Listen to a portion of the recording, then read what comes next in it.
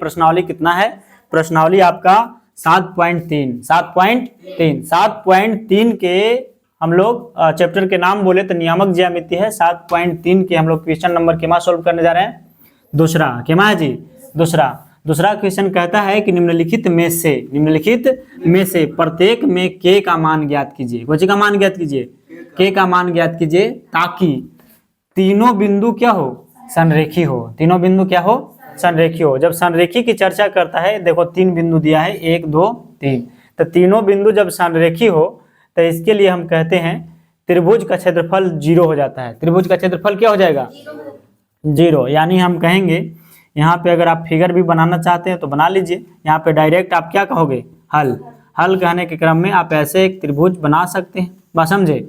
इसका 3 बिंदु हो गया ना जी, कितने बिंदु हुए, 3। इसको यहाँ पे कह दो 7 -2, और इसको क्या कहेंगे आप 5 1 है ना, और इसको क्या कहेंगे 3 के। बात समझे। नामकरण करना है तो कर दो ABC। बात समझे। अब यहाँ पे हम लोग कहेंगे कि तीनों बिंदु संरेखी है। तीनों बिंदु क्या है, तीनों बिंदु संरेखी हो तो, तीनों बिंदु संरेखी हो तो त्रिभुज ABC का क्षेत्रफल, क्षेत्रफल 0 यानी कि 0 होता है। क्या होता है, 0 होता है। यानी तीनों बिंदु संरेखी हो तो त्रिभुज ABC, यानी त्रिभुज ABC हम नाम रख दिए हैं, है ना। आप ऐसे भी कह सकते हैं त्रिभुज का क्षेत्रफल क्या होता है, 0 होता है। क्या होता है, 0 होता है। बात समझे, है ना। तो त्रिभुज का क्षेत्रफल बराबर हम लोग फिर फॉर्मूला लिख देंगे। तो त्रिभुज के क्षेत्रफल बराबर आप जानते हैं, त्रिभुज ABC का क्षेत्रफल बराबर क्या हो जाता है, फॉर्मूला 1/2 इंटू, है ना, x1 तो हो जाता है कोजी आपका, हाँ, y2 माइनस y3, फिर प्लस x2, हाँ, y3 माइनस y1, फिर क्या होता है प्लस, हाँ, x3, y1 माइनस y2, यही ना होता जी। चलिए बंद। अब यहाँ पे हम लोग कहेंगे 1/2 के 2 लिखेंगे। ये त्रिभुज ABC का क्षेत्रफल क्या है, 0। अभी हम तुरंत बताएं, जब संरेखी हो तो क्षेत्रफल क्या हो जाता है, 0।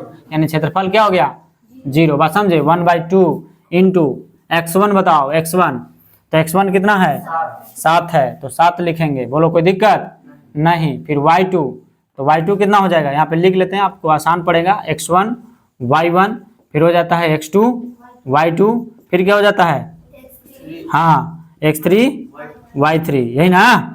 चलो खोजो। तो आपको क्या चाहिए, आप y2, तो y2 कितना है 1 माइनस y3 कितना है k, तो k लिखेंगे। बड़ी कोष्ठ छोटी कोष्ठ है।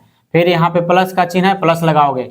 x2 कितना है जी, x2 तो x2 है आपका 5, तो 5 लिखेंगे, है ना। फिर यहाँ पे छोटी कोष्ठ y3 माइनस y1, तो y3 कितना है जी, y3 k है, k माइनस y1, तो y1 कितना है, माइनस माइनस क्या हो जाएगा, +2। बोलो कोई दिक्कत है नहीं। फिर प्लस होता है फॉर्मूला में, प्लस x3 कितना है, x3 बताओ जी, हाँ, x3 कितना है, 3 है, तो यहाँ पे क्या लिखेंगे 3 इंटू, बताओ y1 माइनस y2, तो y1 कितना है, हाँ, y1 है -2, कितना है -2, माइनस y2 कितना है 1 है ना।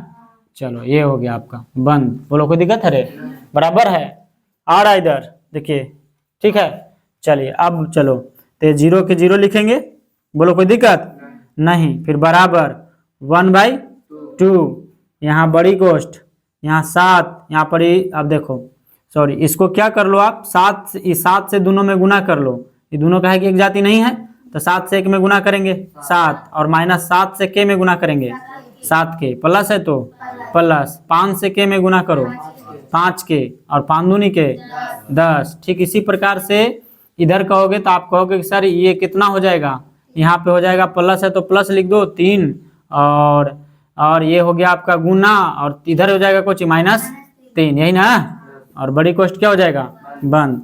अब देखो इधर 2 है कोची में भागा में, इधर आएगा तो कोची में हो जाएगा गुना में, तो यहाँ पे हम कह सकते हैं 0 गुना कोची 2, बात समझे, और बराबर 7 लिखेंगे। कोई यहाँ पे बच गया कितना 1 ना जी, तो 1 से कोई में गुना करेंगे कोई फर्क पड़ेगा नहीं पड़ेगा, कोई फर्क नहीं पड़ेगा, बस समझे।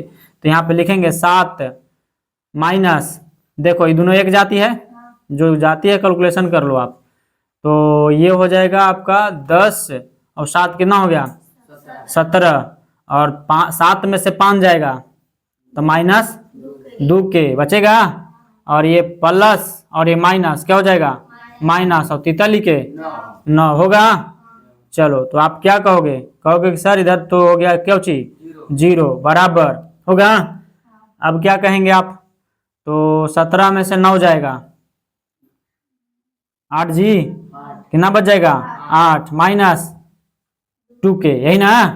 तो अब क्या कहोगे आप, अब कहोगे सर आप देखो 8 इधर है कोची में, अरे 8 इधर है कोची में प्लस में, बराबर किधर लानेंगे तो माइनस में, तो -8 बराबर इधर क्या बच गया, क्या बच गया -2 के, क्या बचा -2 के, तो माइनस से माइनस क्या हो जाएगा कट जाएगा, इसलिए के बराबर, तो 2 कहाँ जाएगा, सॉरी 8 जाएगा कहाँ ऊपर, और 2 आ जाएगा नीचे, 2 चौका 8, यानी के बराबर कितना हो जाएगा 4। यही हो जाएगा आपका कोची आंसर, के को तो मान ज्ञात करना था। देखो तो जी बराबर आ गया,